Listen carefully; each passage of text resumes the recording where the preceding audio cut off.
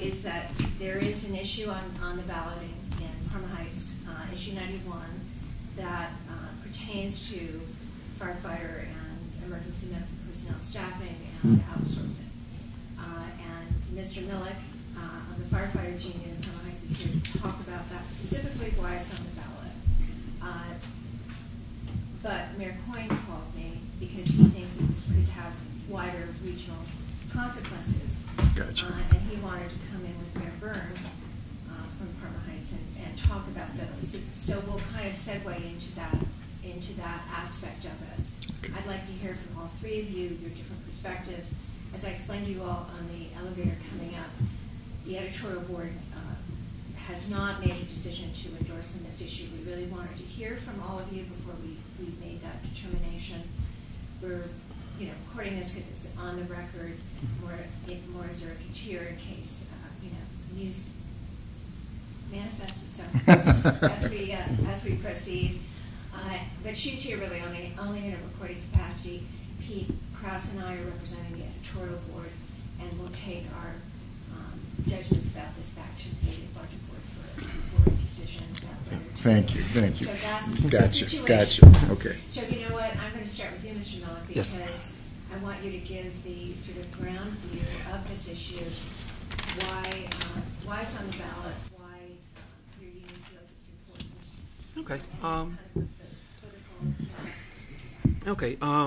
Just to preface this, I mean, the mayor has said he's never considered privatization, and up to about 12 months ago, I'd have bet my house that, and I've supported him 1,000% so many different times when guys have suggested it to come to our city, and I said, there's no way that would happen in our city.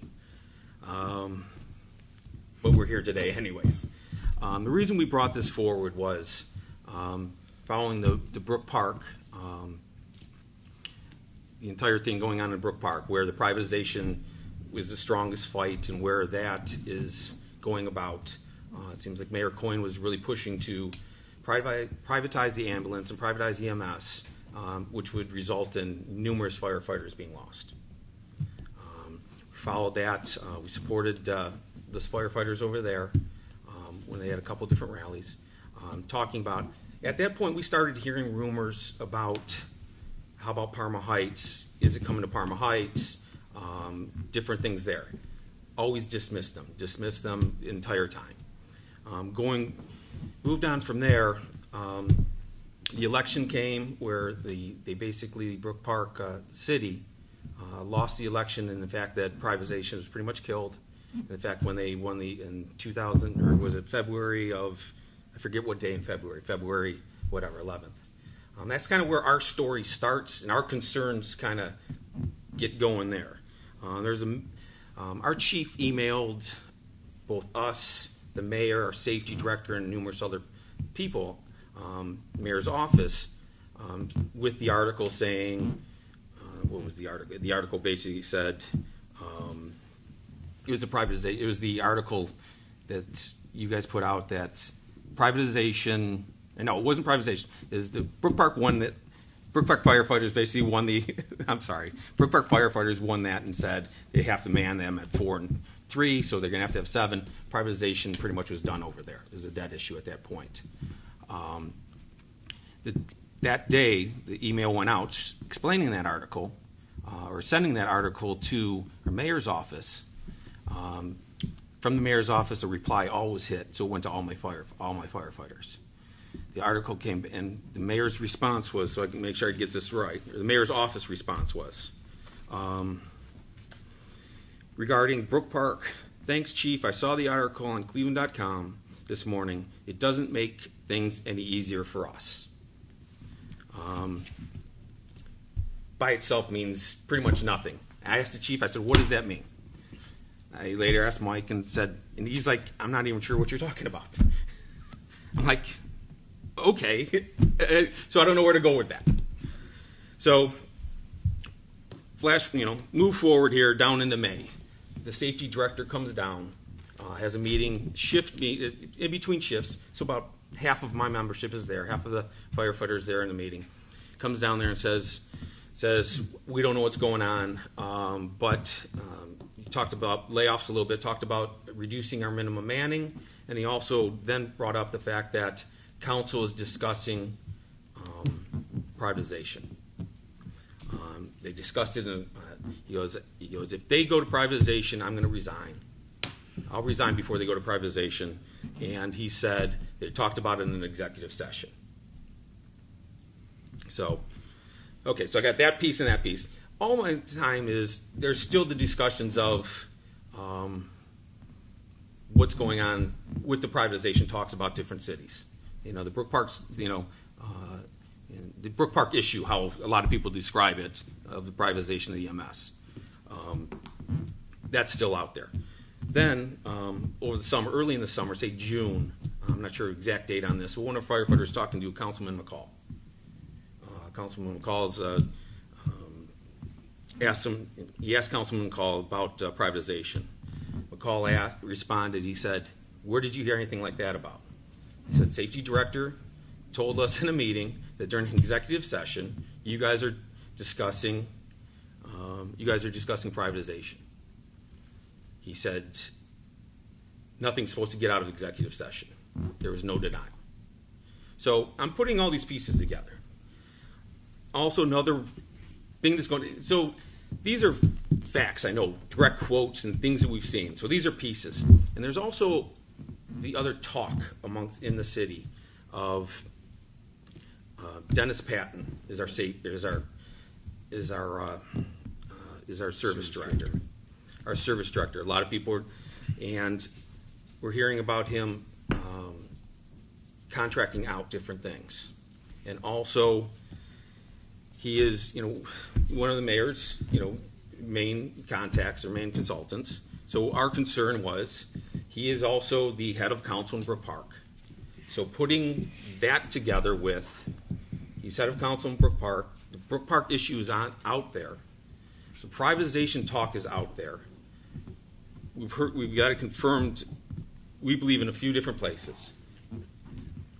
We thought about it and we're like, what can we do? What can we do to make sure that doesn't happen to us? How can we make sure that privatization doesn't come to Parma Heights Fire? Talked to a few different people. How do we do that? We couldn't go to council. We couldn't go to anything that they're going to pass. That said they're not going to do it. So our only way to go about getting something done in our city is a charter amendment. That's why we're here today. What's the amendment going to say? The amendment.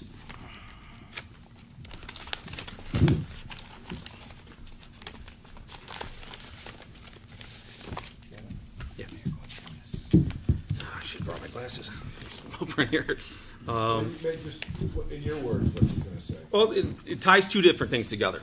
Because we're also moved to the minimum manning section of this also, which was going on during this exact same time period.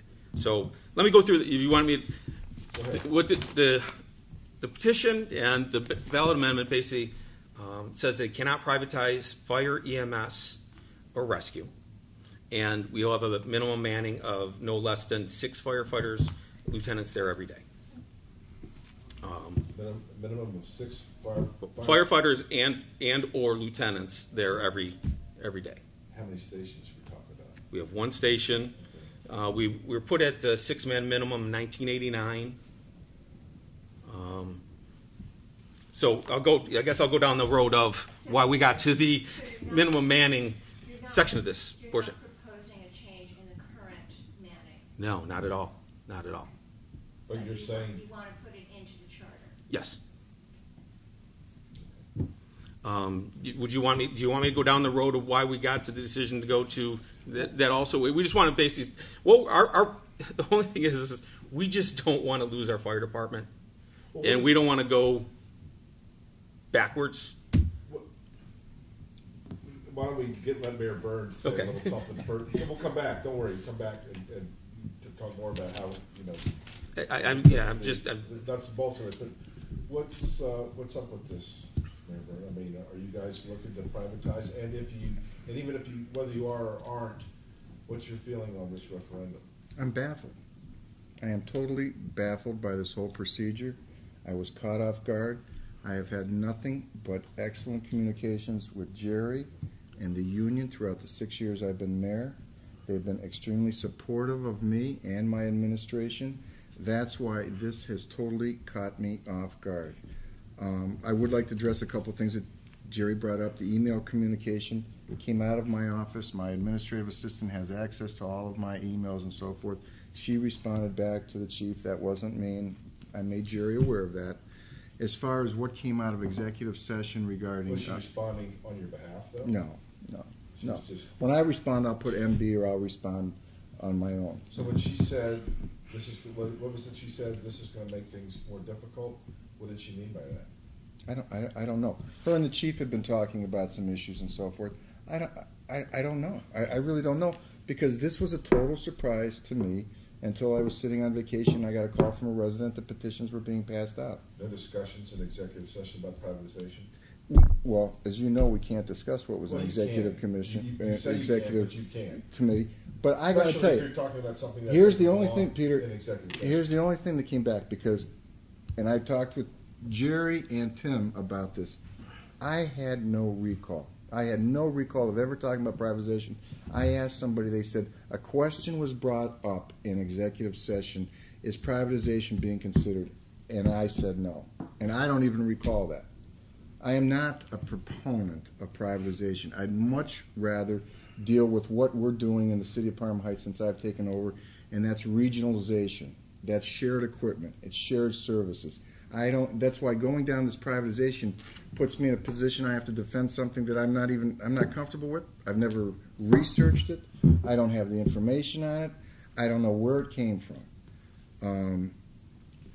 As far as what the safety director and the chief have said, there was some communication definitely going on with them. They've never relayed to me that either one of them, after I asked them, ever said anything about privatization.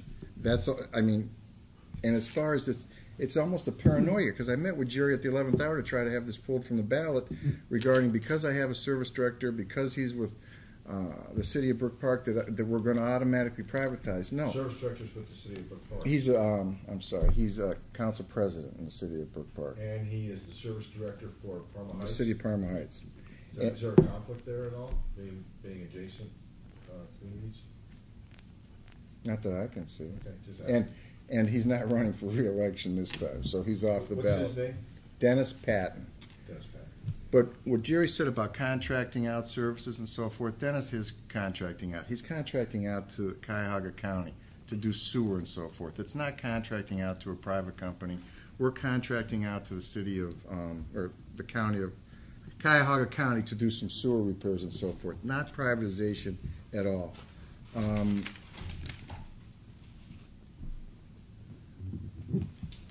The other issue that's on the ballot is maintaining the minimum staffing at 6.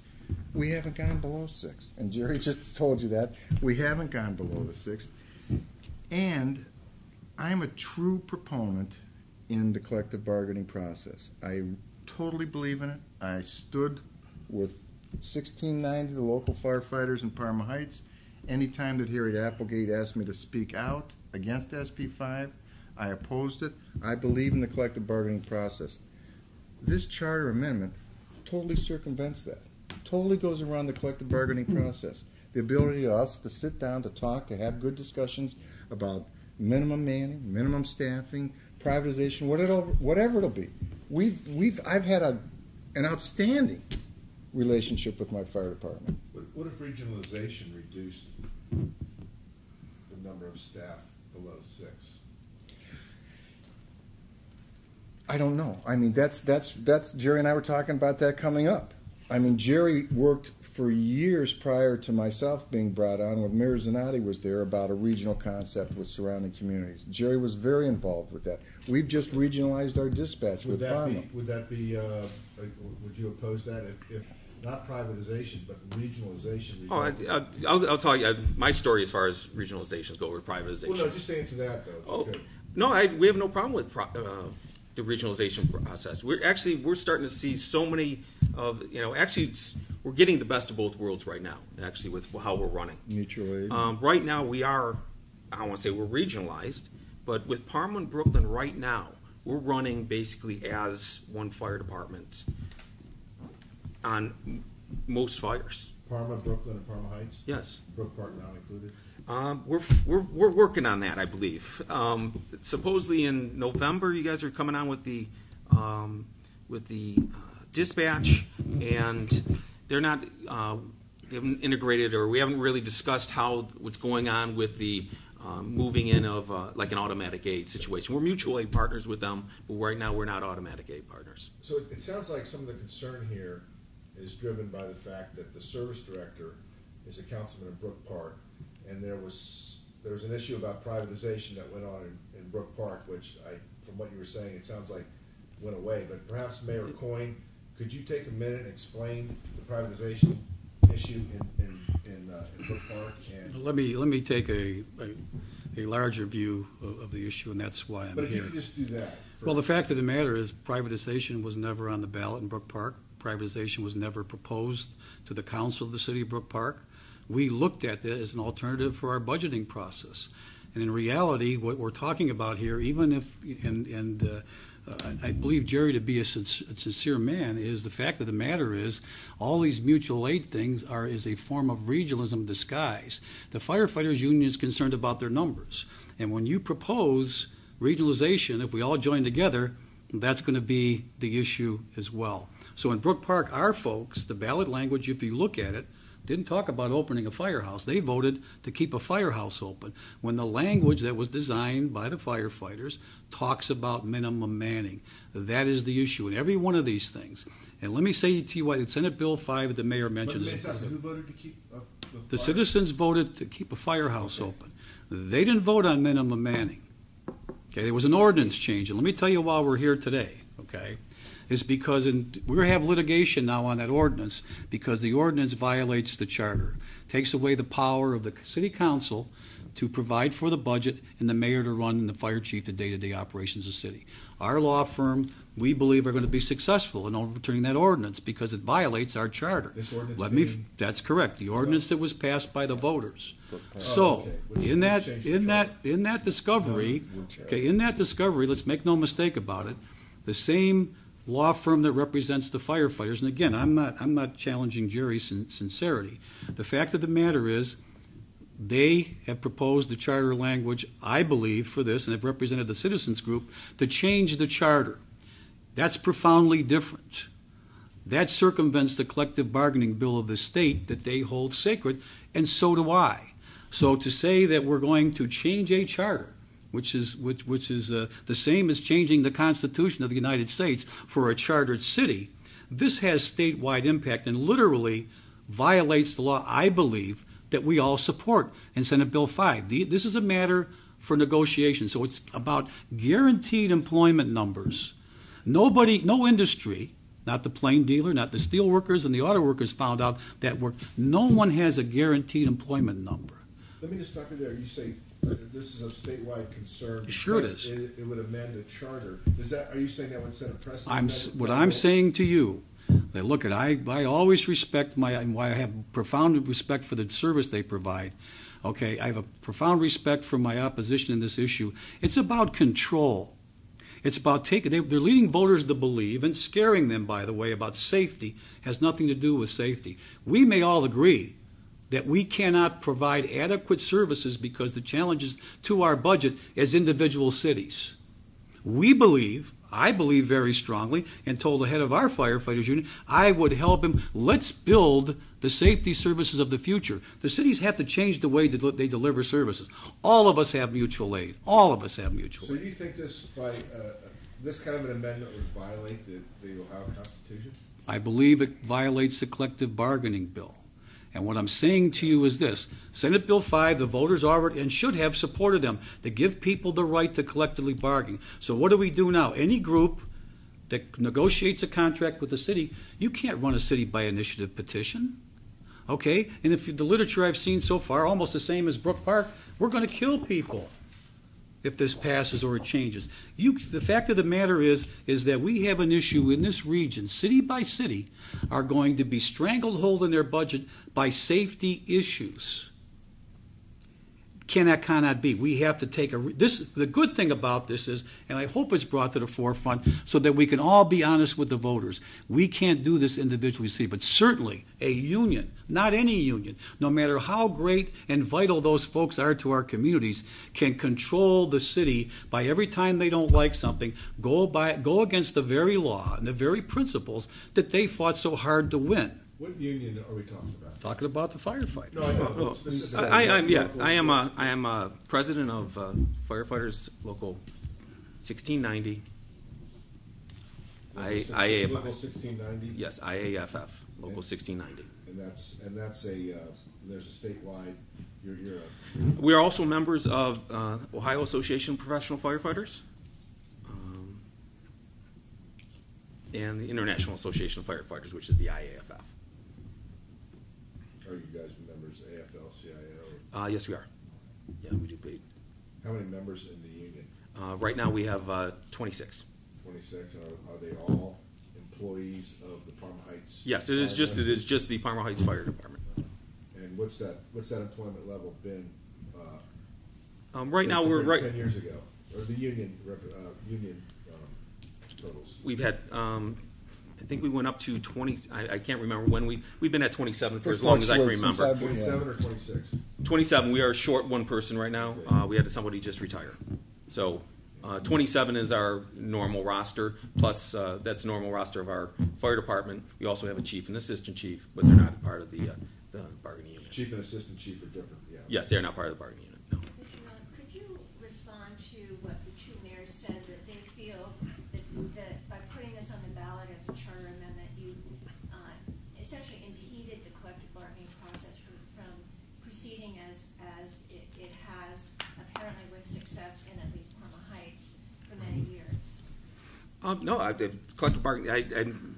I'm sorry, Mayor, but Mayor Coyne confused me a little bit with where he was going with some of the you know, and I'm not a lawyer, and from my understanding, I talked to our attorney who wrote our language, you know, one of the greatest labor lawyers in my opinion in the area, and she believes we're 100% onto this. You know, we believe the UOP that's filed against us for the charter amendment is frivolous, and she says it has no merit and really is not going to go any place with CERB, and we'll find that out in the next month or so. Unfair labor practice. I'm sorry.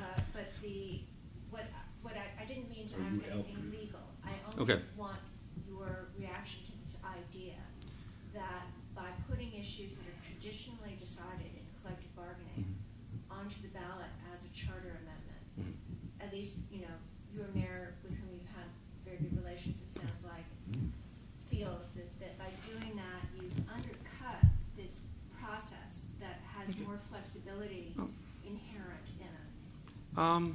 I don't believe so. With privatization especially, I can almost see some sort of an argument with the minimum manning, almost. But the minimum manning argument. With privatization, not at all. Our charter states that we have to have a fire department, okay? It does not state that we have to provide EMS. I mean, if we'd add that one line to it, which is already in our charter, it says we have to have a fire department. If it would say it's fire and EMS department, I don't understand the difference than what we're asking for. We're saying that the city has to establish a fire department already. What we're saying now is the city has to have a fire department that provides fire, rescue, and EMS. That's basically the goal of the charter amendment, and that's kind of what it says. In other words, it has to be city employees. I mean, yes. In other words, you're saying they cannot contract that out. This amendment would say those employees must be employees, public employees of the city. They cannot be private employees contracted out by the city. Yes, our charter, I mean, Mike, you can talk on that. I know our charter amendment right now says that we have to have a fire department. And with this amendment... I thought your charter already said you had to have a fire department. That's what I'm saying. Our charter amendment does, but with this amendment, yes, it's saying that they have to be employees of the Parma Heights Fire Department, and the fire department will provide those services. And that fire department will be publicly... It doesn't state that, but yes, I think that is with what a charter amendment already says, it pretty much says that. But just going back then to the Manning aspect of this Okay. specifically. So if this charter amendment is enacted, then it does mean that there is no longer the flexibility for you to discuss that at the bargaining table because it's in the charter, right? And so should there be an instance where the city's finances are under pressure or regionalization would require a different level of manning specifically for Parma Heights, it would essentially tie the hands of the city to go in that direction. Correct? I can never. I mean, I'll go through the numbers. I'll see where we're at, and I'll tell you why we came to. Let me tell you why we came to the decision of the 6-man minimum also on there.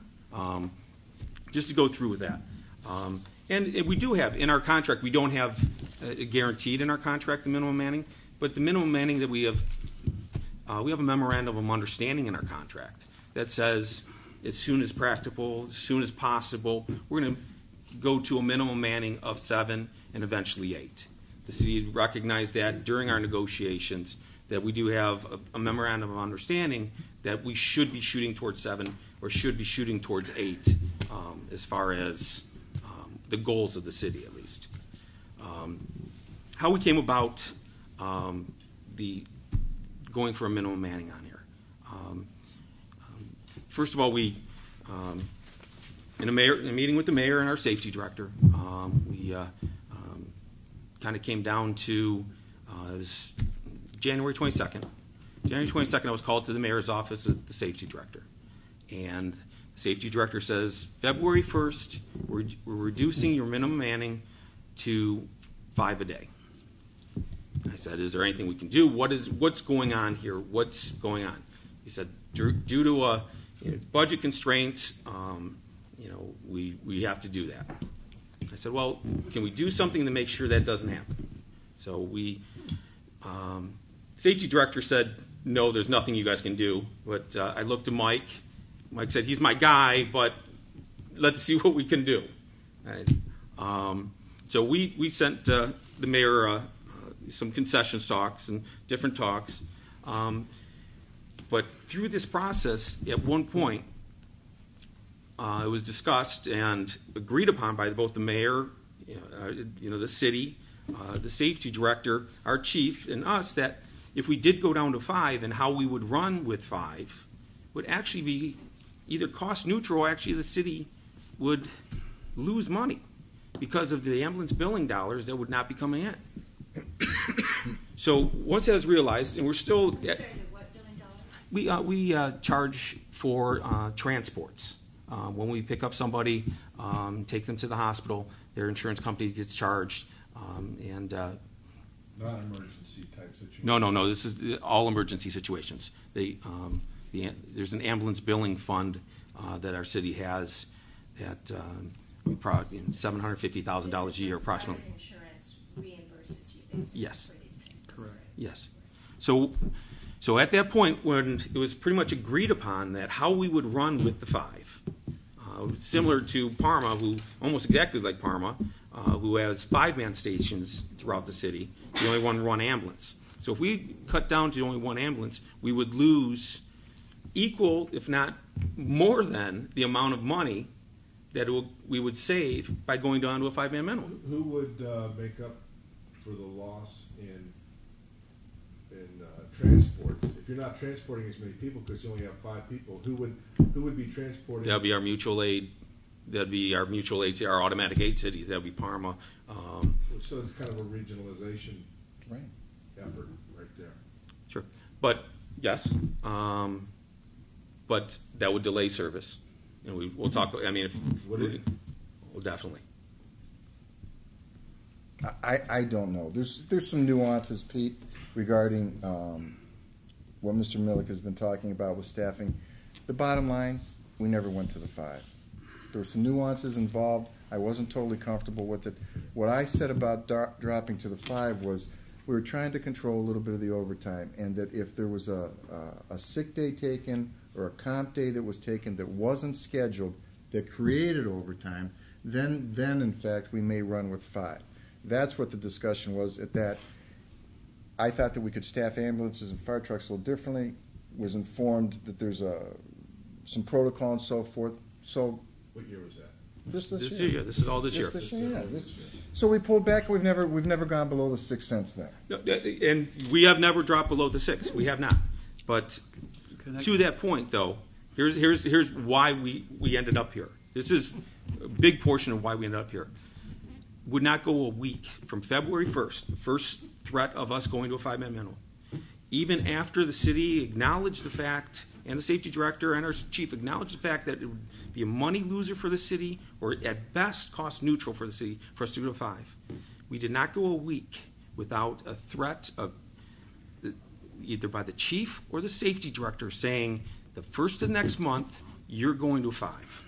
This is after it was realized there was going to be no money savings whatsoever, and that's why we're here, because February 1st, March 1st, April, May, June, July 1st was the last month, first of the month we did not get threatened, and every week, every time our chief drove anywhere near City Hall, he would come down and tell us we're going down to 5 first of the next month, and we got to a point. Why guys would you do that if the mayor said it was off the table back in February? Right. I was never informed that it was off the table at every point. And that's Mike, the point. Mike said that his safety director, he said, he's my guy. And that's where these threats were coming from, and that's where this was coming from. So that's why we're here. Because the city wanted to cut us down and actually cost the city money, or maybe break even by cutting our manning. It made no sense to us. And that's why we put that together with the privatization talk of us trying to dismantle the fire department. And that's where our concerns came. You know, and I hope this is a huge misunderstanding, as Mike has said it is, but these are the facts that we put together that we felt we had no choice but to go down this road. Just, I need to respond to a couple things that Jerry said. One is, the chief nor the safety director speak for me, and you know that, and you know the relationship that we've had. So I was a phone call away. The other thing that Mr. Miluk was referring to with the ambulance fees and so forth and the money, that wasn't what was leading it. It was the safety of the residents. That's what was the main drive of deciding. Money had no part to deal with that whatsoever. It was the responding time. It was those issues like that. It was what level of safety can we still provide? What level of service can we still provide to the residents? That was the driving force behind us staying at the 6. Nothing monetarily at all. I do want to just interject one other thing before we get too far along. Is my main concern about this, because I wasn't sure what I was walking into, is I think you can see from the conversation with Mr. Miluk, is that all of a sudden Parma Heights gets brought into what's going on in Brook Park. And these are two separate issues. Mayor Coyne has done an eloquent job at the Mayors and Managers Association of framing the issue, that this is an issue that will more than likely escalate to other communities. However, Brook Park has their issue, my issue, and Jerry's issue is changing the charter. Changing the charter in the city of Parma Heights. And my main concern with if we change the charter, it's counterproductive. Nobody wins from it. The residents definitely are not going to benefit from it. I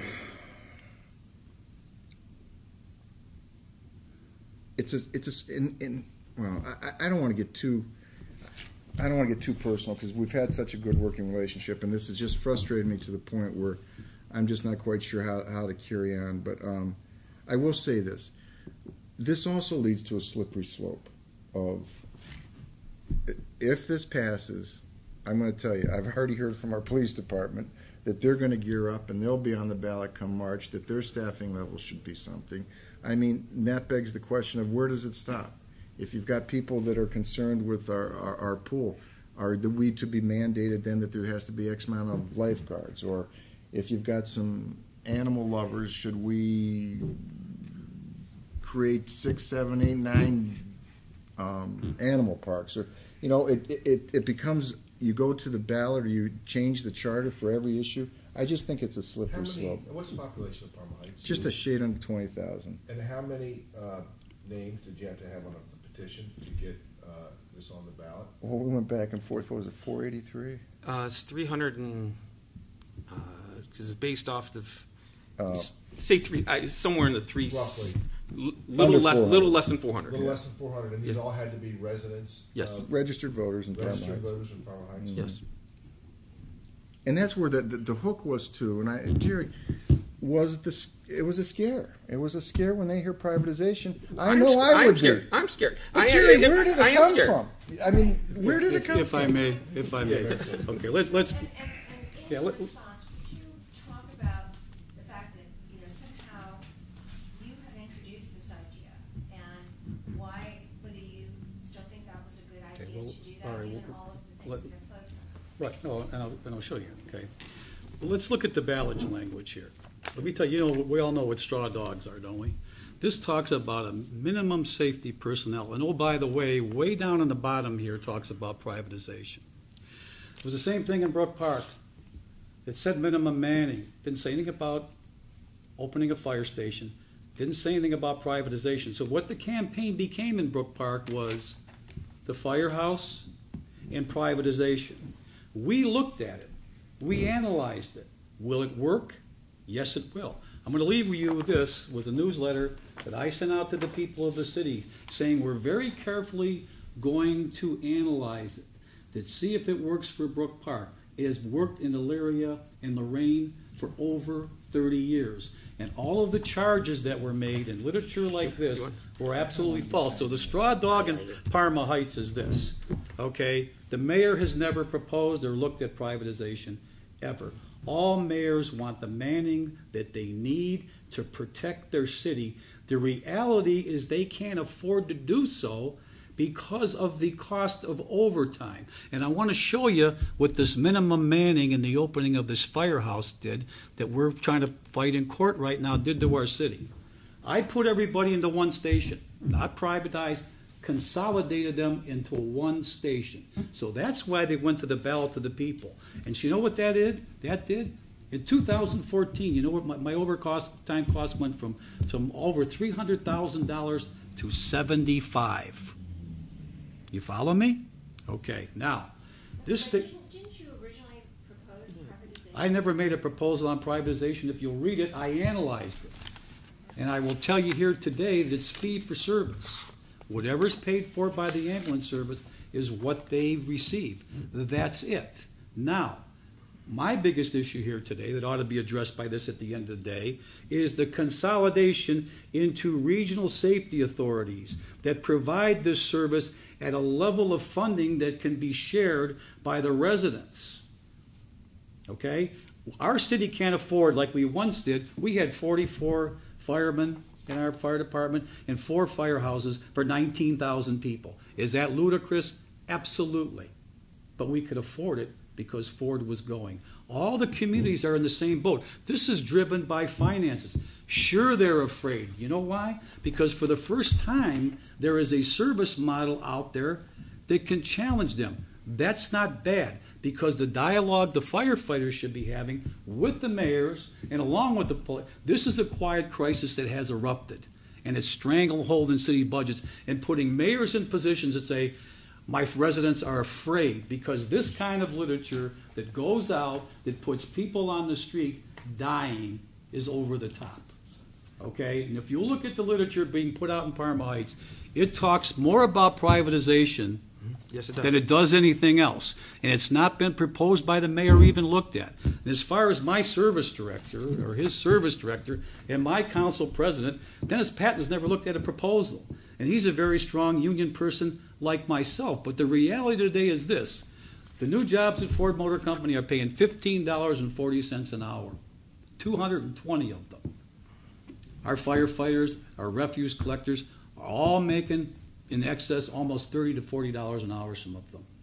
Okay? So that's how we have to deal with it. Not like this. No city in the South Shore suburbs that I'm aware of, maybe Strongsville, but maybe their day is coming too, is the fact of the matter that can afford. There's mutual aids. I'm going to give you a classic example.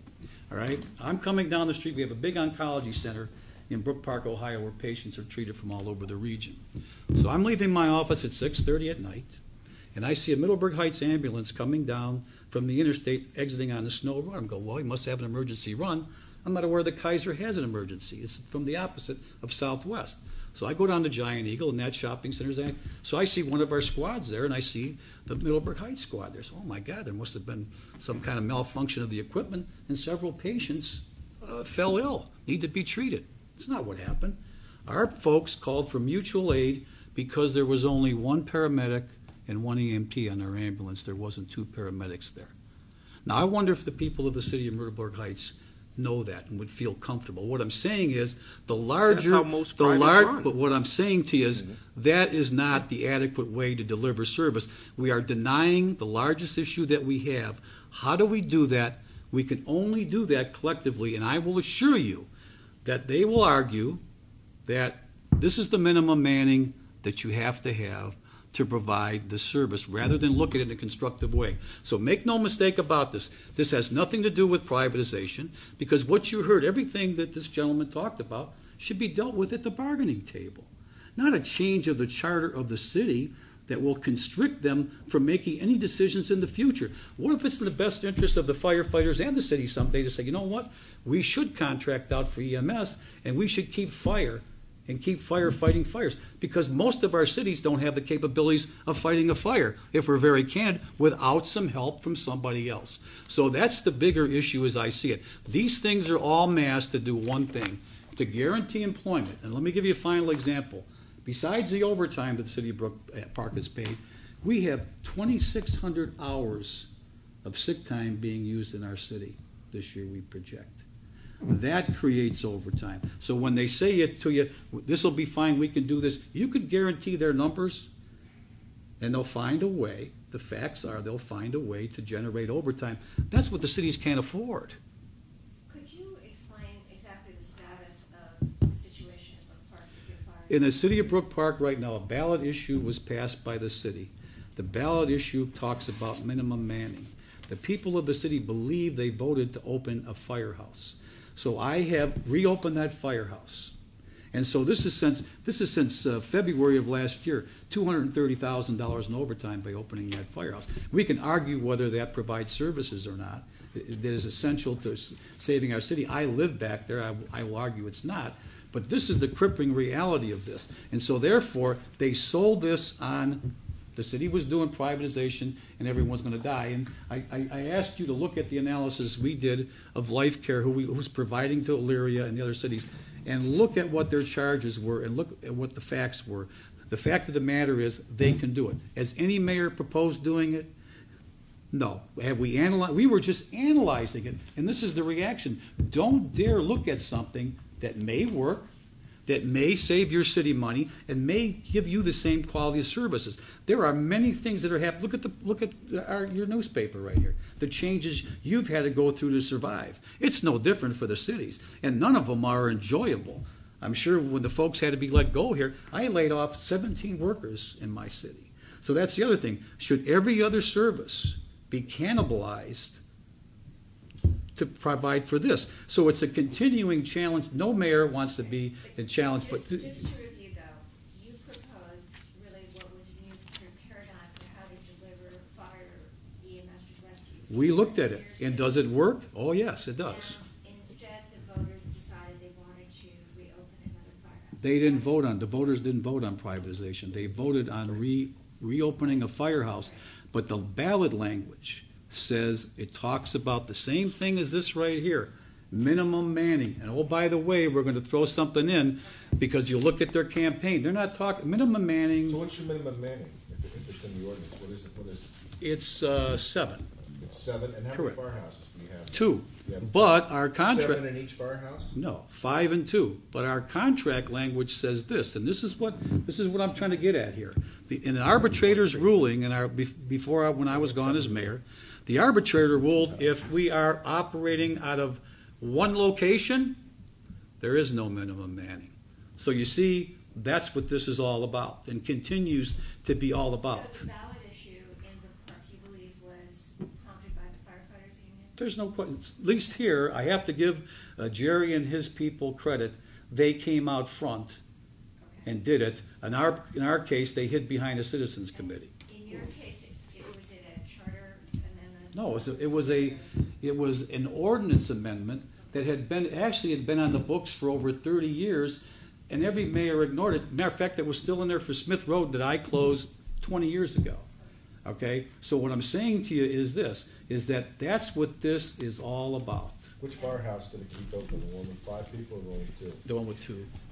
And there is a lawsuit pending. What is that about? Correct, because the fact of the matter is that ordinance violates the charter of the city of Brook Park. That is why they cite the Brook Park thing to their advantage, but not to expose what's really going on. Is that now they realize in order to do that, they had better change the charter. And that, if it happens in Parma Heights, make no mistake about it, every chartered city in Ohio will be challenged. The same cities who probably Brook Park voted overwhelmingly, as sure as Parma Heights did, is to protect the firefighters by Senate Bill 5. So the city has challenged this Correct. Referendum passed. That is correct. Ordinance change as not being in accordance with The charter. That is correct. And therefore, you would anticipate if the lawsuit is successful that there would be an intent to a charter in Brook Park. Probably, yeah. And the reason that it violates the charter is because it messes with the collective bargaining language. Collective bargaining, and our lawyers are here if you want to question that. The authority of council mandates appropriation for fire personnel, which takes away the authority of the city council and their appropriation process. The authority of the mayor to run the day-to-day operations of the city, and I would say that the fire chief, who on a daily basis has the right to make the assignments of personnel. Mayor, what do you do though about the fact that clearly the residents of Brook Park see a different picture than you do? Well, that's precisely what they're trying to do in Parma Heights. I didn't do a good enough job, apparently, and I credit my opposition. They put it on a February ballot, and they made the issue what it was not. Okay, and I venture to say if the majority of the citizens of Brook Park, a very small number, and it's my responsibility for communicating things better, I think if I would have done that, they would have seen. And we're not going to go into issues about how we had a special setup with Cleveland Fire at the airport.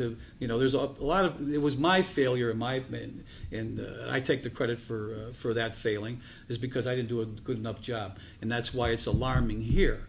The only way this issue gets resolved is a frank discussion about what you've been talking about for a long time. This is an issue that cries for regionalization. It's got to be done now. The longer we put it off, the tougher it's going to be. But we'll see the same obstacles because, again, no one can see what the future is. The firefighters' future is better. The citizens are better if we change the way we deliver services by joining together. And down the line, I have to believe, I was shocked that this model worked out there. And it worked so well in Elyria, the mayor proposed going back to the traditional EMS, and council voted 11-0 not to do it. Can I speak to how well that's working in Elyria and Lorraine? Yeah.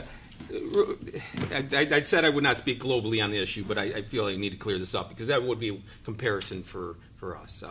Parma Heights' average response time is 2.4 minutes. It's, Is that fire and EMS? Yes, we all run out of the same building, same people. Your standard, for a private ambulance, it's accepted at 8 minutes from every. I don't have their actual numbers, but from everyone I talk to, on Elyria and Lorraine's fire department, 6 minutes is an average where they do range up to this a little bit higher. So that's where you're getting into the privates. Your private ambulances are definitely something that, with the fire department supplying the EMS. I mean, I swear an oath to the citizens of Parma Heights as a firefighter, as a paramedic. We care for these people. Actually, this is one of the things that I think we are protecting the citizens with this.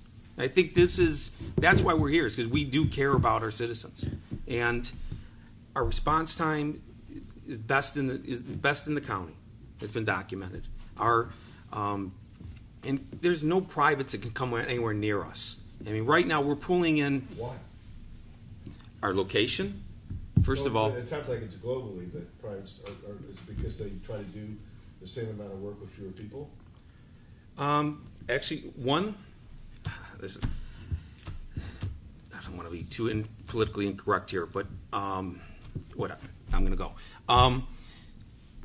Private ambulances are the minor leagues, put into baseball terms.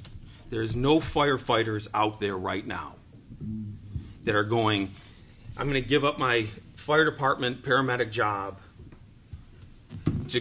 to go hop onto a private ambulance system. Paid less? They pay less.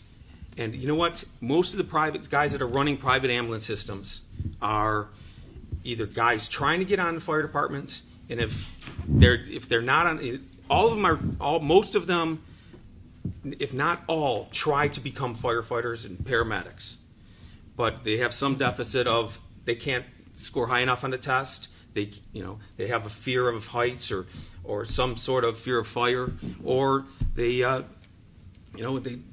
just not strong enough. They just can't do it. The fire department is such a better provider of EMS than any private. Don't the private firefighters have to go through the same rigorous training and meet the same standards as a publicly employed firefighter? I don't believe so. As far as their paramedic license in the state, yes, that is correct. The paramedic license in the state, none of them have to swear an oath to the city they work for. None of them have the dedication, and most of them aren't doing a 30-year career. Firefighters don't have to meet the same standards? You said the paramedics do, but what about the firefighters? What? Do they have, the privately employed firefighter, are they required to be as competent? Yeah, there's none in this area. The only one that was out there was in Arizona, but that even shut down the city. Only paramedics have a, yes. have a criteria. Okay. They do not. They don't go. They do not go through anywhere near the background checks that we go through. It is such a higher standard that firefighters are put to as far as getting hired and getting trained than any private EMS system that's out there. If I may, privatization is not on the ballot in Parma Heights. Yes, it is. No, but you put it on there. You put it on there. Okay, so what I'm saying to you is that issue has never been raised in that community. It's the straw dog to pass the minimum manning. Okay, and again, I'm going to leave this with you of all the qualifications so that we don't have to talk about it anymore. This issue is about minimum manning, using the straw dog of privatization, just like they did in Brook Park with that in the firehouse. It's about minimum manning. Cities cannot afford to be stranglehold by that. It's a collective bargaining issue in Brook Park, in Parma Heights, throughout the state of Ohio. So again, the real issue is the real threat to the future of firefighters in this region is the way we deliver services. And unless and until we do that, this is going to be going on all along. So let me ask you this question. What happens if Parma Heights can't meet those standards and goes bankrupt as a city, or Brook Park, or Berea? What happens then? Because the fact of the matter is you're rushing towards that inevitable down the line. Let's talk positively. Let's stop scaring people. Let's stop putting mayors in difficult positions and councils that have to making choices and challenges for services. If we change the way we deliver them, we can be successful, both the firefighters and us. Well, I was speaking. One quick. I was speaking to you, saying you advocating life care in I didn't advocate life care. I evaluated them, and I'll share them with you. And the statements that you're making are incorrect. Firefighters is a different classification. We're not talking about that. And the mayor and council in Parma Heights has not proposed privatization. You're making that an issue when your real issue is minimum manning. You said so, and that issue should be before collective bargaining. And if it's a case where the mayor has to go, or the council to make an appropriation, or go to the people, say, we've got to keep these standards, this is what we need your help. Not put the mayor and the council and the people in a game that's to guarantee an employment number for you. That's what this is about. If we were going to go after minimum staffing, we would go after 7 or 8, because we're so understaffed right now. Only thing we were looking to do is maintain a status quo and protect us and protect our citizens. That's what we were trying to do. And that's exactly what the wording says. We're staying with, and if we wanted to discuss numbers, we sent when all this started in February, we sent a letter to our council members. You know, we overlooked the last budgets we had over the last 5-year period. We went up 2.5%. We're talking about, it's crazy to think that this is a money or anything to do with money. We want to maintain who we are. We want to maintain the fire department in Parma Heights, and that's the only thing we're looking to accomplish. I just have one last comment, unless somebody has a question for me. And I understand what you're saying, Jerry. I'm in the process of reading this book, Government Against Itself. And the premise of the book is the public sector unions are trying to maintain the status quo as it is. What I feel what you're trying to do by changing the charter, you're trying to guarantee the status quo. If you came in and you negotiated this through a collective bargaining process, that we were going to have a 6-man minimum, that was negotiated, that we wouldn't do the privatization, okay, that was negotiated in good faith and so forth, and I'd roll with that. But by bypassing the collective bargaining agreement and going to a charter amendment, I cannot agree with that, and the 6-man staffing, we're not going to argue with. Privatization, I have to argue with because I've never proposed it. Go ahead, I'm sorry. No, okay. I think we're probably pretty close to the end. Just a couple of, what's the population for the folks? 19,000. So you're about the same size. A little bit smaller. And what's your total number of firefighter EMS? 30. 30, and that doesn't include a chief and an assistant? With the chief and the other assistants, I think it's 34, 33. 33, Yeah, 34. I could be wrong about that because we've had some layoffs. And you have, is it the same union, just a different local that represents? No, we are two totally. We're members of the Ohio Association of Professional Firefighters. Yeah. They are local. We're both under the IAFF, the international. Correct. We are members of the OAPFF, the Ohio, which is about 12,000 members. Brook Park is a member of Northern Ohio Firefighters. I'm not sure their numbers right now. 1141. 1141. So Right. it's, Oh no, I was thinking about how many are actually in NOF still, How many what? are in Northern Ohio Firefighters. Well, I don't know that. Yeah, I mean, I Our was just giving a comparison. Our I was local giving a number is comparison. 1141. I 1141 can't of the forget Northern it. Ohio Firefighters Association is what. That's correct. No, it's up to the IAFF. It's Correct. IAFF Oh, yeah. 1141. They're all under one That's the umbrella. global, but Right. we're in different Right. state organizations, let's say. Or it is. Yeah. For comparison, though, we're approaching 3,600 calls this year. We're projected. How big is your organization versus the one it represents? We're at 27 or 26 No, right I'm now. talking about statewide.